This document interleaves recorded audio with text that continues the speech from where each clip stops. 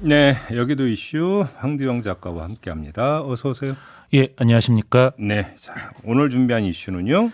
네, 오늘도 전국 장애인 차별 철폐연대 전장현의 지하철 시위가 예정되어 있는데요. 지금 아마 시위에 참여하거나 아니면 시위 때문에 불편을 겪고 계신 촌철님들도 계실 겁니다. 오늘로 전장현의 지하철 시위가 39회째고요. 기간으로는 작년 1월부터 벌써 20개월이 넘었는데도 정부 및 서울시와 전장현 간의 의견이 좀처럼 해결될 기미를 보이지 않고 있습니다. 예. 지하철 운영 주체인 서울교통공사는 전장현에 대해 손해배상 청구까지 한 상황입니다. 손해배상 청구한 적이 있었어요? 예. 공사 측은 지난해 1월부터 지난해 11월까지 총 7차례에 걸친 시위로 3천여만 원의 피해를 입었다고 주장했습니다. 공사 측은 가령 열차 계획대로 운행되었으면 받았을 요금, 혹은 열차 지원으로 승객이 환불해준 요금, 임시열차 운행과 질서유지 인건비 등의 손해를 배상하라고 요구한 건데요. 이제 오늘까지 39차례의 집회가 열렸으니까 지금까지 전체 시위로 계산하면 금액은 훨씬 커질 겁니다.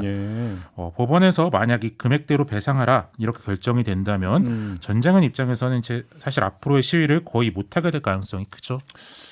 손해배상하니까 갑자기 이제 그 사업장에서 파업하고 나서 네네. 사측에서 노조를 상대로 손해배상 청구 소송 낸다는 얘기는 들어봤는데 네네.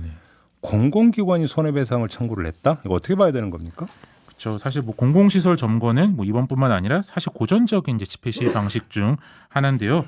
최근에 사측이 노조에 대한 손해배상 사유를 제한한 소위 노란봉투법 입법 주장도 커지고 있습니다. 회사가 노동자의 요구를 해결하려고 하기보다는 막대한 손해배상 소송을 걸어서 집회 시위를 원천적으로 봉쇄하려고 한다. 이런 문제의식이 커지고 있기 때문인데요. 예. 마찬가지로 공공기관에서도 시민들의 집회 시위를 통해서 얘기하는 의제를 해결하려고 하기보다는 손해배상 요구로 집회 시위 자체를 막아버리면 집회 시위의 자유를 실질적으로 침해할 수 있기 때문에 손해배상 요구는 매우 신중해야 한다고 봅니다. 그러면 손해배상 청구 소송을 제기를 했고 네네. 법원에서는 지금 이 심리가 좀 진행이 됐나요? 서울중앙지법은 지난달 28일 공사와 전장현이 일단 합의를 해보라고 소송의 조정 회부를 결정했습니다. 조정 회부로 갔다. 이건 재판부가 판결보다는 일단 합의로 분쟁을 해결하는 게 바람직하겠다 판단하는 거고요. 그래서 일단 둘에게 조정을 좀 해봐라 이렇게 얘기한 겁니다. 바로 재판으로 안 가고 일단 조정을 한번 시도를 해보자. 예.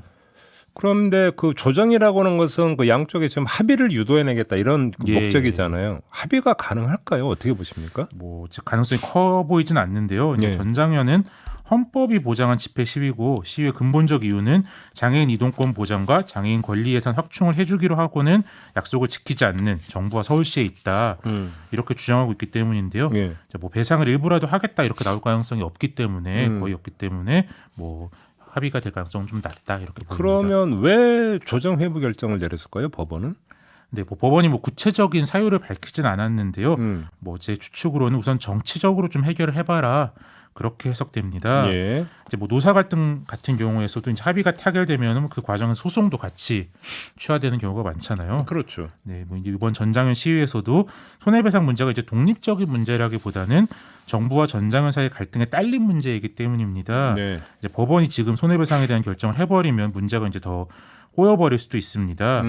가령 2009년에 경찰이 쌍용차 노조에 대해서도 손해배상 청구를 한 적이 있었는데요. 이제 당시 기억하시겠지만 쌍용차 파업 과정에서 굉장히 큰 충돌이 있었고 수십억 대의 손해배상 청구가 있었습니다. 근데 그게 이제 이명박 박근혜 정권 때 1심, 2심에서 수십억 원의 손해배상 청구가 인정돼 버리면서 이게 나중에 문재인 정권 들어서 이 문제를 좀 정치적으로 해결해 보려고 할 때 그 손해배상을 어떻게 할 거냐 그것이 좀 풀기가 어려워서 좀 쌍용차 문제가 이후에도 해결되지 못했던 사례가 있었는데요.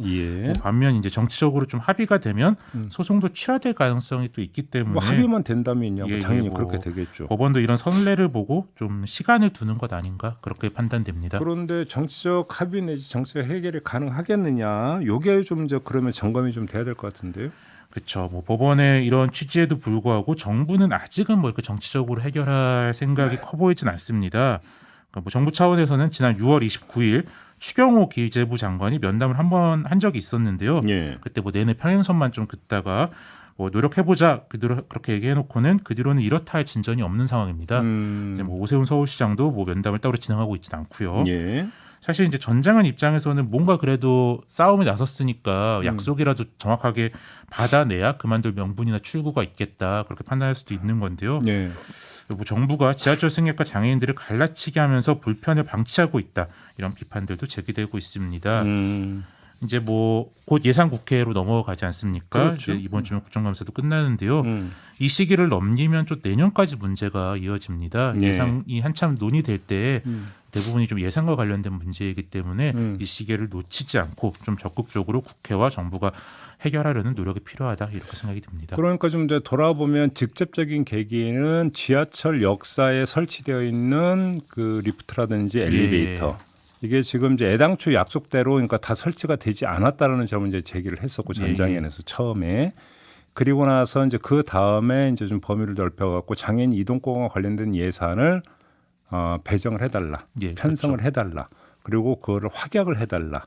지금 이런 부분이었는데 정부는 이거에 대해서 지금 확답을 주지를 않고 있는 거고 더 나아가서 이제 내년 예산안이 편성이 됐는데 거기에 이게 지금 이제 반영이 되어 있지 않다. 지금 이런 이야기가 되는 거잖아요. 그렇죠. 결국은 이렇게 놓고 본다면 법원 입장에서는 왜 조정으로 넘겼을까를 보면은 조금 전에 이제 지금 황두영 작가가 말씀하신 대로 이번 주에 이제 대충 국정감사 일정이 마무리되면 다음 주부터 이제 예산 심의 국면으로 넘어가게 되는데 이때 전장현과 정부의 타협도 있겠지만 여야 간의 타협, 그렇죠. 여야 간의 합의 이거를 통해서 전장현의 요구가 좀 수용이 될 여지를 좀 보자. 혹시 이렇게 판단했을 수가 있을까요? 법원 입장에서는 뭐 그런 것까지 종합적으로 판단해서 일단은 좀 합의가 되는 걸 지켜보자 생각한 것 같습니다. 근데 좀 이런 부분에 대해서 이게 그러니까 내년 전체 정부 예산에서 차지하는 비중이 그렇게 높은 것도 아니잖아요. 큰 것도 아니잖아요. 그렇죠. 그렇게 놓고 본다면 이걸 좀 전향적으로 검토할 수도 있는 거 아닙니까? 특히 지금 정부 초기이기 때문에 이제 향후 5년 동안 우리가 이런 노력을 하겠다, 좀 로드맵을 보여주는 등의 노력이라도 좀 했으면 좋겠는데 정부가 그런 좀 구체적인 노력이 부족하지 않나 싶습니다. 아니 거기다가 그 윤석열 대통령 같은 경우는 계속 여러 차례 언급을 한 게 공공부문의 지출을 그러니까 줄이고 절약을 해서 사회적 약자를 두텁게 지원한다. 계속 어떤 뭐 이 얘기를 반복적으로 해왔잖아요. 아니 그러면 그 장애인처럼 사회적 약자가 어디 있어요? 그렇죠. 그럼 우선적으로 할 수 있는 거잖아요. 이 문제에 대해서. 그렇죠. 뭐 그런 뭐 말씀이 약간 모순적이다, 뭐 진정성이 의심된다 그런 주장을 하시는 분들도 많이 있어서 윤석열 대통령이 뭐 이런 좀 좋은 선례를 통해서 자신이 생각하는 뭐 약자 보호가 이런 거다라는 걸 보여줬으면 좋겠습니다. 알겠습니다. 아무튼 제가 볼 때는 전장현과 교통공사 간의 합의도 물론 어떤 중요한 부분이지만 그거보다는 예산 심의 과정에서 여야 간에 얼마나 논의와 합의가 이루어지느냐. 이게 관건인 것 같은데. 그렇죠. 뭐 여야가 지금 약간 예산 문제로 본격적으로 들어가지 못하고 있는데요. 뭐 또 이런 실질적인 내용으로 구체적인 성과를 냈으면 좋겠습니다. 알겠습니다. 요걸 좀 한번 좀 지켜보도록 하고요. 오늘 여기도 이슈는 이렇게 마무리하겠습니다. 황두영 작가와 함께했습니다. 고맙습니다. 감사합니다.